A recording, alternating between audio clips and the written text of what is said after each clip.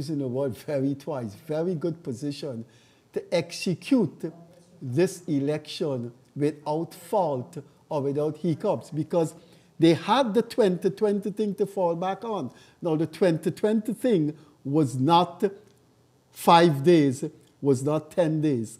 The 2020 thing stretched over 5 months. And in those 5 months, there was an ocean of complaints.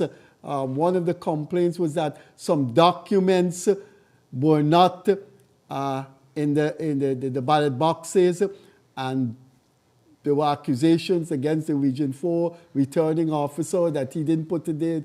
This time, all documents should be where they should be, and the people who should put it there certainly are being watched that they put it there. I think that's a fair explanation. That's a fair description. Yes, and unlike the past elections we have had, not only 2020, the others had hiccups, had problems. This one has been moving smoothly. And if the system is allowed to function, we can have the results posted on the doors at the place of poll before midnight tonight. Yes. On all the areas, every polling station can have that, because the votes are counted there. All the representatives are going to be there. They will be required to sign off on the sheet, and then the public will know what the results are for that particular polling station, because it's a requirement that they post it at the door of the polling station. So anyone who might be interested to see if they are wrong, they can go and take a snapshot and everything from the polls. And we can do that throughout this country. And if you're well organized, you'll be able to know within 24 hours what the results are. But for GCOM coordination, I've seen they indicated by Thursday morning, which is fair, because you'll need to check and recheck the figures. It's over 20-something hundred polling stations, and they will be able to tabulate that in that space of time. Yeah. But we want to urge that we get the results quickly, and that we are able to declare the results. Yeah, I think the Guyanese public well deserves not any recurrence of what happened in the extended period of time in the last round of election that we've had to wait, and the agonizing effect of that. And I believe that GCOM is well aware, and we are looking forward that GCOM will be executing its mandate in a more timely and decisive manner rather than what happened in the last time. So, you know, I think Guyanese, generally all Guyanese, are looking forward that this process continued to move smoothly, and even after that 6 o'clock hour we talked about, that the processes that continues after then be one that is very transparent, smooth sailing, and can give some indication as to where this country is headed very soon. But I want to point to you something that GCOM did that shows you that they have meticulous eyes in preventing anything, even remote, that would happen in 2020. Now, under the law, there are deadlines for submitting your names of polling agents. Political parties did not meet the deadline, which means they could not have had polling agents. But GCOM says, what is wrong with us flexing? And they flex and admitted those polling agents' accreditation after the deadline. Then there was the question of the polling agents being able to observe the process that's going on. They met, you have to apply for your polling agents to have access to certain types of strategic things that are going on in the polling station. They didn't meet the deadline, but I believe GCOM with its meticulous eyes are saying, we are going to plug every loophole that would not give anyone the reason to cry wolf. So all the 6 parties have their polling agents now, although 4 of them did not meet the deadline. That is where GCOM is doing the logistics, planning the logistics, that we're talking almost a perfect election scenario. And to be highly commended for, too. You know? And they also have been able to give adequate notice in all the publications in this country and on the national television. Every direction that is needed, an instruction that the electorate need and that the public would want to know, everything was given throughout this period. From the moment the election date was announced, GCOM was on the ball, notifying the public of certain decisions which have been made from time to time. And they should be commended for that. Yes, definitely so, definitely so. Yes, and once it falls within the ambit of the law that allows them that flexibility of recognizing whatever polling agents, because let us face it, you have 2 main political parties who are seasoned. Of course, there are others who are now joining in the fray and may not be privy to all the minute fine prints in the law. And to being able to give in to that which was mistakenly or probably not forfeited, and to have them included in the process to, you know, GCOM needs to really be commended for making that flexibility. At the end of the day, I believe it is charged with the responsibility of administering an election in a very transparent and free and fair way.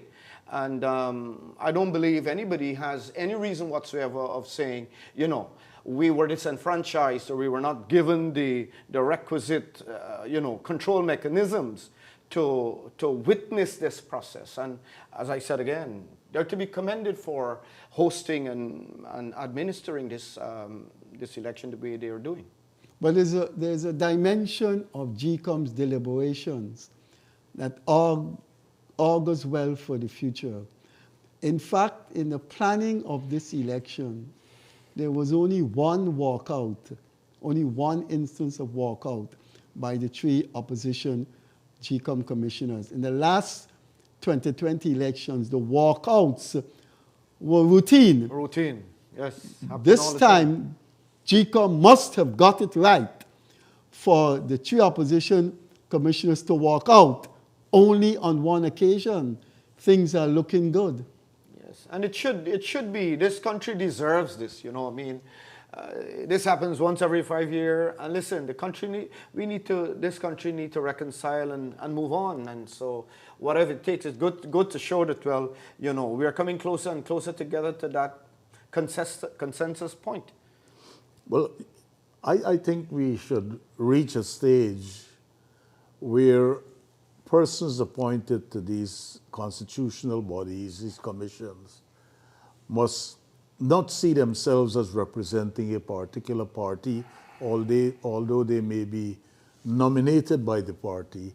They must see themselves as performing their duties in keeping with the responsibilities that are vested in them under the Constitution and under the rules and laws which govern those organizations. They shouldn't see themselves as a PNC, APNU, PPP, AFC, or what have you representative on that body, but as commissioners dedicated to serve a cause. And when partisan lines are taken, then is when you'll have normal problems in our constitutional bodies. With an independent chair and 3 representatives representing the opposition, 3 representing the ruling party, I will want to urge that none of the commissioners should see themselves as belonging and advocating for a particular party. What they should be advocating for is what the Constitution says, what is required to make an election transparent, democratic, and free. Well, Nando, you touched on something there that has been a nagging issue the past 25 years. And this issue has been encapsulated in different observers' reports over the years. I know the OAS was very adamant about it, and the Carter Center. The OAS and the Carter Center have repeatedly said the Carter price formula, which has been embedded in the Constitution for GCOM, should go. Under the Carter Center price, the former Belize Prime Minister George Price, the article in the Constitution was named after former President Jimmy Carter and former Prime Minister Belize George Price, in which 3 commissioners would come from the incumbent, meaning the ruling party, 3 from the opposition. Do you think, Pandit, Dr. Gopal, goodness me, you seasoned your experience in the public service, in the office of the president, as a minister, your long years in trade unionism. Pandit, give us your thought. Should this thing now be, what's the word? Be rethink? Should it go? Is it that there are more tendencies for politicians on an election council running election? There is more latitude for them to do things that professionals or academics sitting on the council would not do. Now, here is one of my grievances about the Carter formula. If an opposition party checks the polls and look at the pre-election behavior of the population and feel that they will lose, isn't there scope for them in GCOM to make mischief? Now, for example, at the last elections in 2020, when the commissions were meeting April, March, May, June, there were walkouts with the belief that if you walk out, then the agenda cannot be discussed, and that was right. The agenda could not be discussed, but the meeting could have continued after it was called again. Isn't there scope in the Carter formula for an election preparation to be stymied if you have the present shape? Yes, it does. It really does. But remember, at the end of the day, it's the political will of the government and the incumbent as well as the opposition to say whether that formula will work or they want it to work. Remember, politics in this country, every government runs for 5 years. And so everybody wants to be in government. There is so much reason that people want to get into politics, into the government. And for this reason, it will be a very difficult thing for us in as much as we have identified or recognized the lacking in the existing formula. Would people or are we matured enough as a nation, as politicians? Are our politicians matured enough to say, hey, you know what? This thing should be in the hands of independent people. It's a very thin line. You see, you and I may have our profession, and come what may be, we will find ways of surviving after this election or whenever the elections are. But for politicians, it's a different thing. So remember, at the end of the day, the mandate is now thrust upon them to decide how the formula works or if there should be any adjustment or changes in the formula based on the previous Carter Price formula that we talk about. Are people mature enough to see that, hey, let there be independence, or are we going to utilize the existing structure that we have to bring about a more acceptable way? As you said too, do we need to change that? Maybe over time. But look, you have recognized that in 2020, walkouts was a thing of the day. But now, this in this 2025, you have recognized only one time did one party walk out of the discussion, which is really bringing us closer together. And I think maybe to bring the trust and the faith of political parties and to have this this formula that we currently have can still suffice, maybe until we start building the maturity politically. But before Nanda comes in, we're about to be 60 years of independence. The Carter formula was 1992. You did not answer, so I'd like to press you before Nanda comes in. Would you like to see the Carter Price formula reformulated or be done away with and we have a new formula? One of the backlashes about the new formula is that can you find independent people in this country? You need 7 independent GCOM commissioners. Can you find them? Yes. So would you like to see it go? Yes, I believe it's a very positive thing, positive model. Of course, remember, politics even in Guyana is changing. The landscape or the whole mindset is changing, and I believe ultimately it is the status quo of a changing society that may mandate this formula as you talk about. But to say for having independent people, look how long it took us to find one independent or seemingly one independent person to chair the GCOM in the past session. I mean, one took so long. What about 7? I would like to see it, but of course, ultimately, it's for the political parties to recognize. And I think time will tell. Time will tell. The dynamics and the landscape of the politics in this country is changing. Time always tells. No, nothing is wrong with the composition of any commission or organization. There has to be commitment and professionalism. And you can have persons representing or belonging to different political parties, even as the present makeup of this commission is. What I would like to see is a little more commitment on the part of commissioners to divorce themselves from seeing themselves as belonging to a political party. Hence, they have to advocate what that political party wants instead of what is right and what is in keeping with the law. There are many commissions in this country, constitutional bodies, that have diversion of persons on them, and they're able to work together. The Public Service Commission has union representatives and a number of representatives from various bodies. And when they sit down there, they make decisions, and you don't find all these problems and nitpicking that you would have in GCOM as we have been having.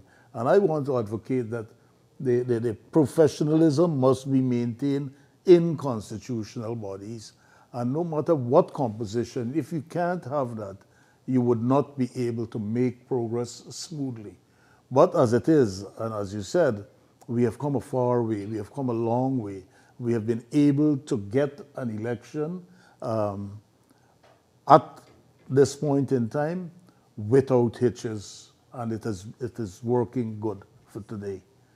And so I'm looking forward to the days after today. Yes, yes. The days after today for democracy to really work, democracy to kick in, for there to be peace, tranquility, soberness, that after 55 years, as you put it, of Republican status, we must be able, leaders must be able to meet when the results are declared together, shake the hand of the victor. They should be able to hug, and they should be able to see power transition in such a way that a nation must be enlightened. Our children must see that there is nothing wrong in being competitive and be bad loser or good losers. But when animosities and all these things evolve, around election time. It's not good for a nation state. It's not good for our children. It's not good for what we want to bring as a country, especially a country that the world is focusing on now, a country that is poised for greatness. We must demonstrate leadership, maturity, and everything, because all eyes will be on Guyana. Sure, sure. I agree. And Freddie, if I can say too, you know, I mean, you said 60 years, yes? It looked like a long time. But we're developing, we're developing nation. You know, this is work in progress. I mean, I'm sure you fellas had the benefit of much more time to see how the evolution of this country, or how the political landscape has been over time. Has it improved? In my little opinion, it has tremendously grown. And so we can only expect that out of this work in progress, you know, as you rightly said, going forward, how we demonstrate, how we show the younger people, because today we are here. Tomorrow, the younger people who will pick this mandate. And what inspiration is it that we are giving them so that they can take this mandate to that level maybe that you're talking about, where this political maturity is of such that, yes, we shake one another's hand, we hug one another, understand today is my time, tomorrow is your time, and we do our best. But before we go on with our analysis, I think we need to tell people that don't wait too late to go to the poll, because everybody got things to do. Next thing you know, you say you're going to go by 5, and then if all these things like that, you have a build-up. You don't want that build-up when it's near to closing time. There's always trouble there if there's too many people when it's time for the poll to close. So if you're looking at us, please go out and vote early. I voted at 9. Just over 9:30, Pandit is going to leave here right away and go and vote as soon as the program is finished. Nanda already voted. In fact, 2 of my fingers have, I don't know how the other finger got. So if you're looking at us, and this is a live program, and from what I've been told, Ignite Television is the new kid on the block, and so it has a vast following. So if you're looking at us, please go and vote. Go right now, right at this minute, and vote, so there will not be a build-up around 5, 5:15, 5:30, 5:45. By 5:45, those people in those polling stations should be free and peaceful without anybody coming in to do their thing. So let's continue with our analysis. And friendly and professional. Friendly and professional polling staff. I am the polling staff and the policeman at Turkey North School I went to. You know, sometimes because of all the problems these developing countries have, we don't pat ourselves on the back that we could compete with any other nation. I have seen excellent policemen. I have seen with all the trouble banks give, commercial bank give people. I have seen excellent tellers. I went to GT&T to change my mango pelter. That lady took a lot of time.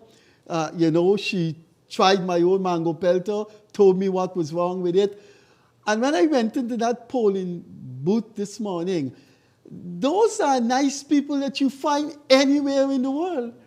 And we don't seem to understand that for these developing countries that were part of colonialism and now become independent, we could compete in terms of friendliness, humanity, public service with all Western societies. Oh, yes. Oh, yes. I have seen top-class service in this country, people with etiquette, people just willing to serve you and patient with you all over. Police force, army, commercial bank, public service, NIS, all over. Yes, that is commendable. And I've seen also an old lady trying to cross the road, and the road from Leary Souvenir to the masjid, it's a 4-lane. And there was that a gentleman who was standing on the other side held her hand to cross the road, And the traffic stop, although there was no pedestrian crossing, allow the lady to go into, to cross the road. And that is what you want to see often. That's the type of humanity that you're talking about. Yes. And I was so pleased. And you know what was pleasing? It was two persons of different race. That was what made the difference. An old Indian woman and a young Afro-Guyanese man crossing her on the road. And it was pleasing to the eyes. I felt very, very nice. I came out of the polling station and I drove and smiled. I said, that is what I would like to see happening every day. Yes. And in the Guard movement, we used to say, bring out a friend of another race and hug that friend. And that was the type of things then it was coming out. And with President Irfan Ali's One Guyana team and what he has done during this 5 years, it's remarkable.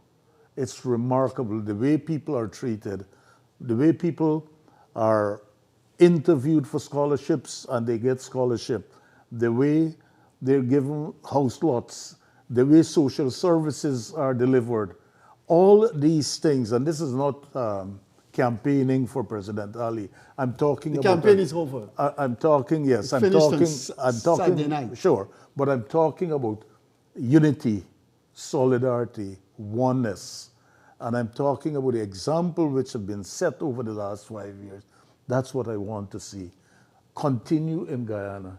And I want us to hug each other every day as we see each other, not by the color of our skin or by the texture of our hair, but as Guyanese. Guyanese first, Guyanese second, Guyanese always. And if that were to prevail and continue in the spirit in which we left off at the end of President Ali's first term, we want to believe that taken from there, whoever is elected, taking that concept from there, we will get somewhere. Definite. The election campaign is over, but I don't think that should prevent a panel of analysts to look at certain dimensions of Guyana. You weren't looking at the elections. You were looking at where Guyana has come. And I don't see any restriction, and a panelist should impose any restriction in himself in talking about the leadership of a country.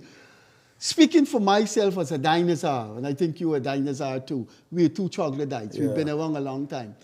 I think this guy Ali is someone we didn't anticipate to see. He's just a different Caribbean leader that we saw glimpses of in Manley, in Maurice Bishop, in others. But I think this guy, whether you like him or not, I wouldn't use the program to ask people how to vote.